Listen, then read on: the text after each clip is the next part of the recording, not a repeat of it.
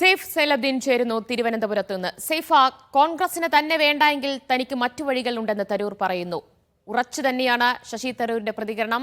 കോൺഗ്രസിൽ നിന്ന് പുറത്തേക്ക് പോകാനുള്ള പ്ലാനിൽ തന്നെയാണോ ശശി തരൂർ?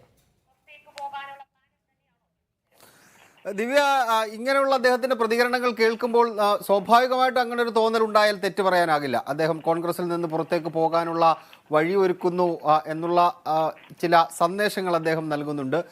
സംസ്ഥാനത്തെ കോൺഗ്രസിന്റെ ചില നേതാക്കന്മാർ അങ്ങനെ കരുതുന്നുണ്ട്. അത് എങ്ങോട്ടാണ് പോകുന്നത് എന്നുള്ളതാണ് ചോദ്യം. ഇടത്തോട്ടാണോ ഇനി വലത്തോട്ടാണോ എന്നുള്ള പ്രധാനപ്പെട്ട ചോദ്യം.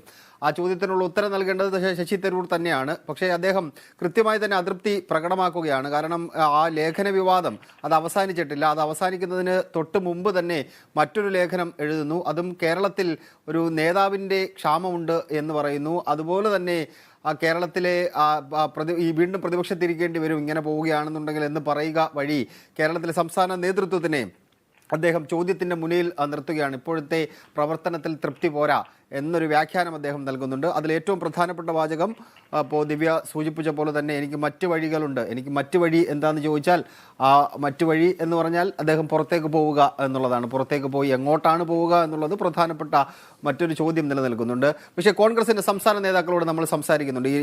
ഈ ലേഖനം വന്നതിന് പിന്നാലെ തന്നെ നമ്മൾ വിവിധ നേതാക്കന്മാരെ വിളിച്ചിരുന്നു. പക്ഷേ അവർ പരസ്യമായ ഒരു പ്രതികരണത്തിനും തയ്യാറല്ല. ഹൈക്കമാൻഡ് ഇടപെട്ട പശ്ചാത്തലത്തിൽ അങ്ങനെ ഒരു പ്രതികരണത്തിന് ഞങ്ങളില്ല എന്ന നിലപാടിലാണ് സംസ്ഥാനത്തെ പ്രധാനപ്പെട്ട നേതാക്കന്മാർ എല്ലാവരും ഉള്ളത്. അവർ പറയുന്ന മറ്റൊരു പ്രധാനപ്പെട്ട കാര്യം കൂടിയുണ്ട്. അദ്ദേഹം കോൺഗ്രസിന്റെ ഏറ്റവും പ്രധാനപ്പെട്ട പദവിയിലുള്ള ആളാണ്. ഈ ലേഖന വിവാദം ഒന്ന് അടങ്ങുമ്പോഴാണ് വീണ്ടും CPM-നടക്കം കോൺഗ്രസിനെ അടിക്കാൻ മറ്റൊരു വടി കൂടി ശശി തരൂർ കൊടുത്തിരിക്കുന്നത്. ഇത് കേരളത്തിലെ സംസ്ഥാന കോൺഗ്രസിനുള്ളിൽ വലിയൊരു പൊട്ടിത്തെറിക്കലേ കാരണമാകുള്ളൂ. സ്വാഭാവികമായിട്ട് അങ്ങനെ തന്നെ ഉണ്ടാകും. പക്ഷേ കോൺഗ്രസിന്റെ സംസ്ഥാനത്തെ നേതാക്കന്മാർ പ്രതികരിക്കാൻ തയ്യാറല്ല ദിവ്യ. അത് നമ്മൾ സംസാരിച്ചിരുന്നു. അവർ പറയുന്നത് കോൺഗ്രസിന്റെ ഏറ്റവും പ്രധാനപ്പെട്ട പദവിയിലുള്ള ആളാണ് ശശി തരൂർ. പ്രവർത്തക സമിതി അംഗമാണ്. ഇപ്പോൾ രമേശ് ചെന്നിത്തലയുടെ കാര്യം എടുത്താൽ പോലും അദ്ദേഹം പ്രതിപക്ഷ നേതാവായിരുന്നു. അദ്ദേഹം പ്രവർത്തക സമിതിയിലെ ക്ഷണിതാവായിട്ടാണ് അദ്ദേഹം ഉള്ളത്.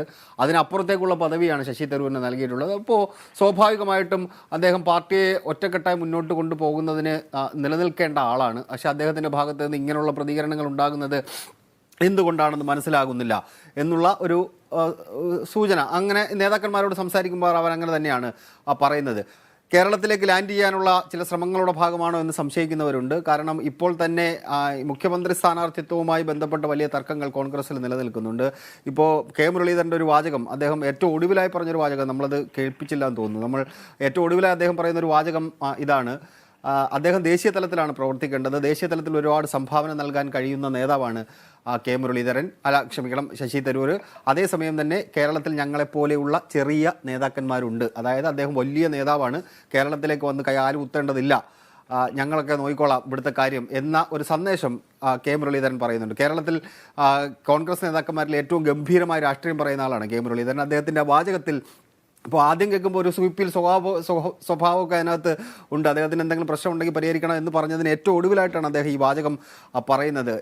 അദ്ദേഹം ദേശീയ തലത്തിലാണ് ഒരുപാട് സംഭാവനകൾ നൽകാൻ കഴിയുന്ന ആളാണ്. കേരളത്തിൽ ഞങ്ങൾ കൊച്ചു നേതാക്കന്മാരുണ്ട് എന്ന് പറയുക വഴി കേരളത്തിലേക്ക് ലാൻഡ് ചെയ്യാൻ വേണ്ടി ശ്രമിക്കേണ്ടതില്ല എന്നൊരു സന്ദേശം മുരളീധരൻ തന്നെ നൽകുകയും ചെയ്യുന്നുണ്ട്. എന്തായാലും കേരളത്തിലെ കോൺഗ്രസിൻ്റെ ആഭ്യന്തര രാഷ്ട്രീയത്തിൽ വലിയ പ്രശ്നങ്ങൾ ഇതുണ്ടാക്കിയിട്ടുണ്ട്. പക്ഷേ നേതാക്കന്മാരാരും കടുത്ത വിമർശനങ്ങളിലേക്ക് പോകാൻ വേണ്ടി തയ്യാറെടുക്കുന്നില്ല. കാരണം ഹൈക്കമാൻഡ് ഈ വിഷയത്തിൽ ഇടപെട്ട് അദ്ദേഹത്തെ അനുനയിപ്പിക്കാൻ വേണ്ടിയുള്ള ശ്രമങ്ങൾ നടക്കുന്നതിനിടയിൽ കേരളത്തിലെ നേതാക്കന്മാർ പ്രതികരിച്ച് അത് വഷളാക്കേണ്ടതില്ല എന്ന ഒരു തീരുമാനം കേരളത്തിലെ നേതാക്കന്മാർ എടുത്തിട്ടുണ്ട്. അതേസമയം തന്നെ ശശി തരൂരിൻ്റെ മനസ്സിൽ എന്ത് എന്നുള്ളൊരു ചോദ്യം, അതൊരു ക്വസ്റ്റ്യൻ മാർക്ക് ഇട്ട് കേരളത്തിലെ നേതാക്കന്മാർ തന്നെ അവർ ഉള്ളിൽ എന്തൊക്കെയോ പറയുന്നുണ്ട്. അവർക്ക് ഇതെങ്ങോട്ടാണ് അദ്ദേഹത്തിൻ്റെ പോക്ക് എന്നുള്ളത്. ഇപ്പോൾ ഇടത്തേക്കാണോ വലത്തേക്കാണോ? വലത് എന്ന് പറയുമ്പോൾ UDF അല്ല, സ്വാഭാവികമായിട്ട് വലത് എന്ന് പറയുമ്പോൾ അത് BJP ആണ്, NDA ആണ്.